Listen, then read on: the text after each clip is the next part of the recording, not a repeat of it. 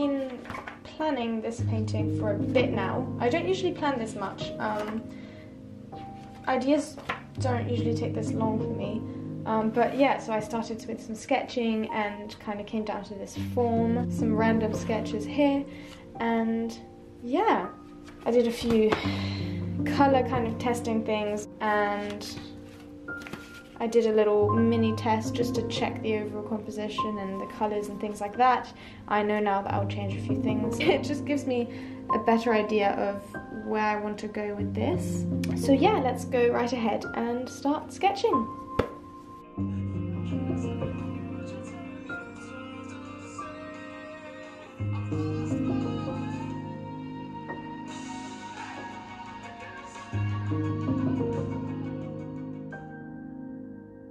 Hello and welcome to another video. I hope you're doing well. So today I thought I'd share with you the process of a watercolour piece that I recently finished.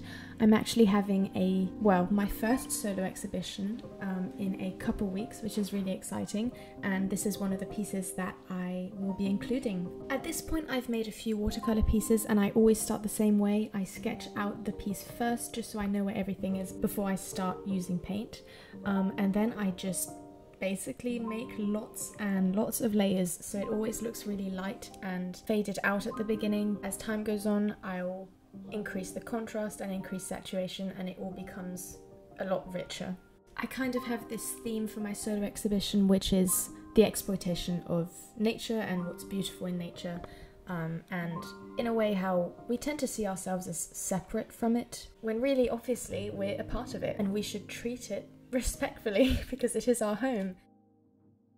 I thought about the meaning of this piece for a while. I really wanted to have some metaphor behind it, and I was kind of going towards how we tend to, humans I guess, tend to try to take what's beautiful in nature and try to take it for ourselves and display it and perhaps keep it as a permanent materialistic thing. But I suppose by doing this and taking something away from where it's meant to be, it's no longer beautiful. It's actually quite disturbing and horrible. And I really wish that we could just appreciate nature as it is and appreciate beautiful things in nature where they're meant to be and appreciate their impermanence, because that's why things are beautiful, right? I chose to paint an owl because, first of all, they're really fascinating and beautiful creatures. I mean, when you think about it, they're really strange. I mean, like, what the... So they're really beautiful and amazing creatures, and I have also used birds in past paintings and a painting that I will be including in my exhibition where birds represented nature and Mother Nature. So it is quite fitting how the bird is gruesomely strung up. It kind of reflects how we've treated our environment, and I personally really like that.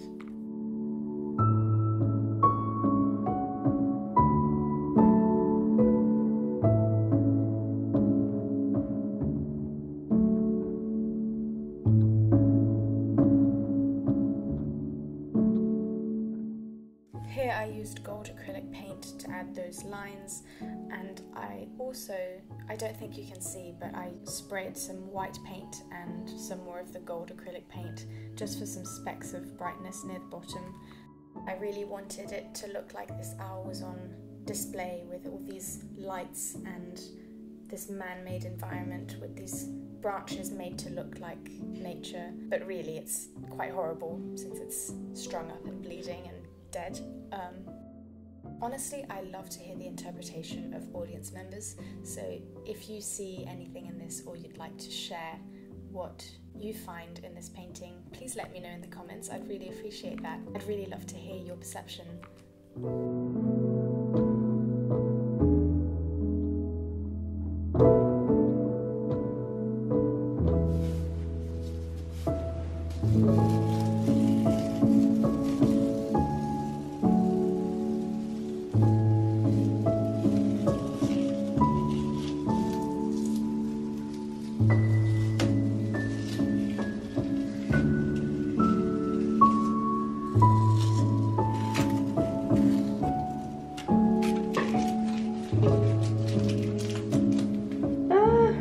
I'm so happy with it. I'm actually really proud of this. And that's the finished painting. Actually, I'm really really happy with this one. Obviously there's lots of areas that could be improved, but I enjoyed the process and I learnt a lot through it, which is the most important part.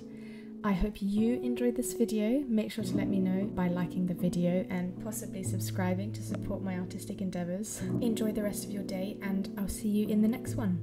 Bye!